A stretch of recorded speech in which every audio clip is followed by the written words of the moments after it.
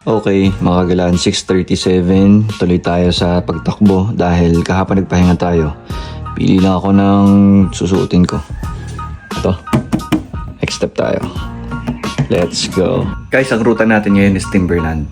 Di pa dapat ako pupunta doon, dapat next week pa kasi nga syempre nagtitraining pa lang tayo. Kaya patag gaming muna sana, but meron lang ako share sa inyo. May recent development dito sa lugar namin. Gagawin ulit siyang dump site ng mga taga Metro Manila. Papakita ko lang sa inyo kung bakit ayaw namin mangyari yon. Palmo-salmo, ahon. Nice. Alam yan, patagilid.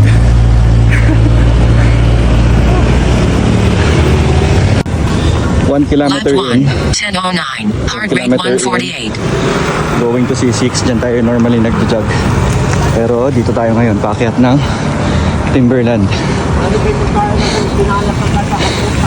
Pero bago tayo umahon at hindi makapagsalita, meron ako i-share sa inyo, guys. Yung itsura ng kalsada na to. Ayan o. Parang buwan, di ba? Kasi daanan ng trucks yan. Papunta sa taas. May ginagawang development doon. Kalsada ata going to Antipolo or Montalban. Or I don't know. Ayan yung itsura. Tapos, ayan, more than a kilometer away, nandito tayo sa paanan ng shotgun. Diyan yung propose na dadaanan ng mga basura ng NCR. Ayan o, hindi ko pa nakita yan. Pero mataas yan. Ayan o, dito.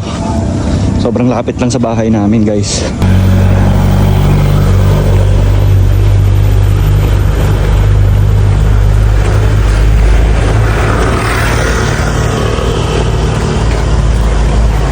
So yun, going back to my story, nagpahinga lang tayo ng konti. Alam ko, implemented na daw itatambak yung mga basura ng NCR. And very unfortunate yun para sa aming mga taga dito kasi hindi naman kami na-inform. Para po sabihin ko sa inyo, ang lugar na to, hindi po dump site. Maayos po kami naninirahan dito and kahit pa paano, nakaka-experience kami ng nature. Huwag nyo naman kung sana ipagkait sa amin. Come to imagine, yung lugar mo, unang-una, traffic capital, truck capital of the Philippines. Tapos ngayon garbage capital pa. Ibang klase naman. Tapos naglabas ng statement yung leadership dito, yung LGU ng lugar na to. Medyo nalalambutan ako dun sa statement. Actually, ibang mga mayors, kapag may mga gusto sila ipaglaban, talagang vocal sila sa media. Sana ganun din dito, mga kagalans. Kasi talagang health hazard yan. Hindi yan basta-basta.